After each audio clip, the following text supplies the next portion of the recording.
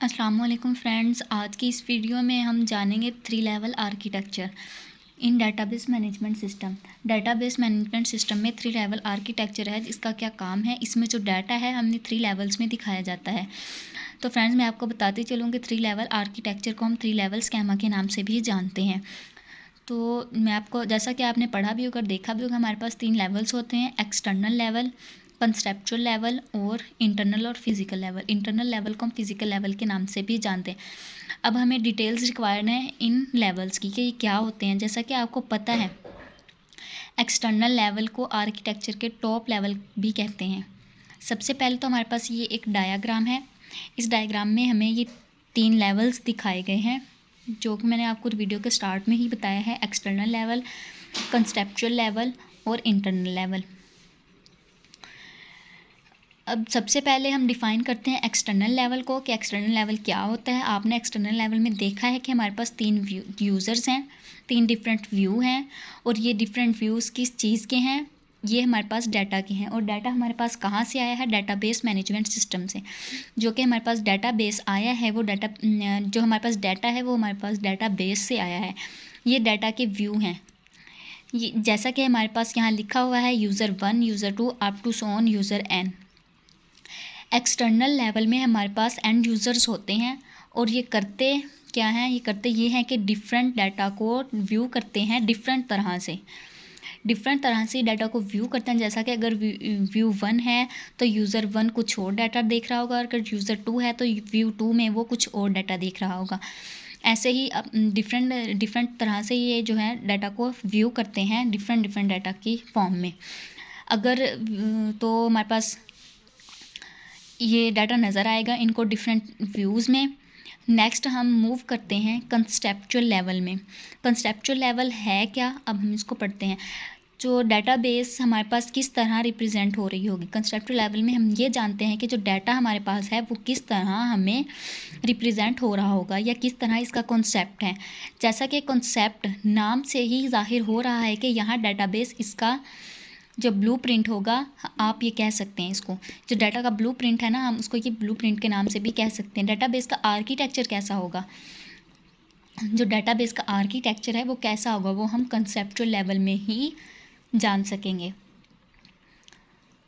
तो ये जितने भी टेबल्स होंगे इसके अंदर, इनका जो रिलेशनशिप क्या है, डाटा कांस्टेंट है या प्रिंट में कौन कौन सी होंगी, क्योंकि कांस्टेंट होंगी तो हम इसके लिहाज से यूज़र को डाटा या व्यूवर्स को डाटा शो करवा सकेंगे।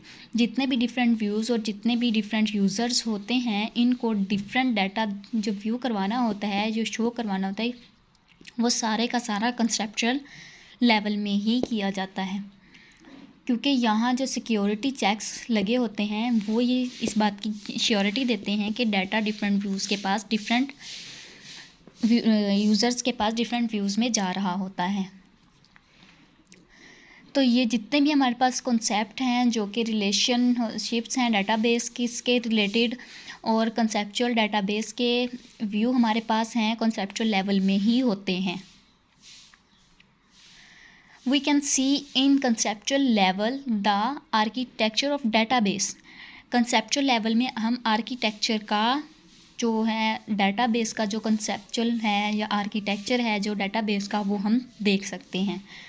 अब हमारे पास आ जाता है इंटरनल लेवल।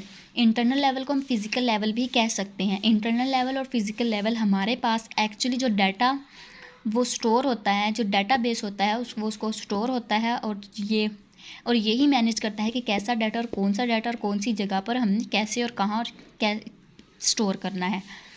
ये सारे काम यहाँ हमारे पास इंटरनल लेवल में हो रहा होता है।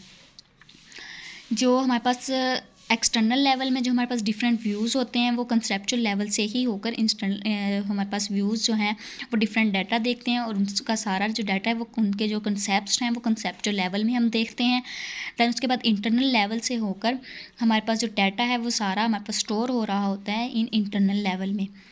ये सारा काम यहाँ हमारे पास इंटरनल लेवल में हो रहा होता है कि डाटाबेस का जो डाटा है वो कहाँ, कैसे और किस तरह हमने स्टोर करना है और कौन सी जगह पर, वो सब हम इंटरनल लेवल में देखते हैं। तो चलें हम इनको थ्योरेटिकली रीड कर लेते हैं ताकि आपको अच्छे से समझ आ जाए।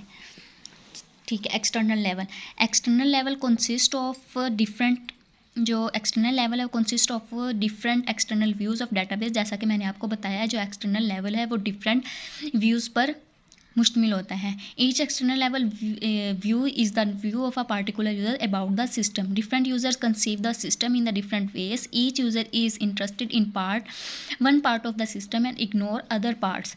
One user may not be aware of the whole system. तो ये तो हमारे पास हो गया external level. I hope you understand this. उसके बाद हमारे पास आ जाता है कंसेप्चुअल लेवल। जो कंसेप्चुअल लेवल है हमारे पास वो ये है। This is the middle level view in 3 level architecture. The logical or conceptual level describes the data stored in the database. It contains the definition of the data to be stored in the database. Then हमारे पास आ जाता है internal और physical level. Internal level is responsible to store data on storage media. जैसा कि मैंने आपको बताया कि इंटरनल लेवल में हम डाटा स्टोर करते हैं। It describes the physical representation of database on computer. मैंने आपको जैसे पहले ही बताया है कि इंटरनल लेवल में हमारे पास एक्चुअली जो डाटाबेस है वो स्टोर होता है और यही मैनेज करता है कि कैसा डाटा और कौन सा डाटा और कौन सी जगह पर कैसे स्टोर होगा। तो इसमें भी हमें यही बताया जा रहा है कि जो डाटा है हमारे पास हम स्टोरेज मीडिया में स्टोर करते हैं और इसको हम रिप्रेजेंट करते हैं डाटाबेस, कंप्यूटर की डाटाबेस पर हम इसको रिप्रेजेंट करते हैं। आई होप ये आपको समझ आ गया होगा और आपको वीडियो भी अच्छी लगी होगी। चलिए मिलते हैं हम नेक्स्ट वीडियो के साथ। अल्लाह हाफिज़।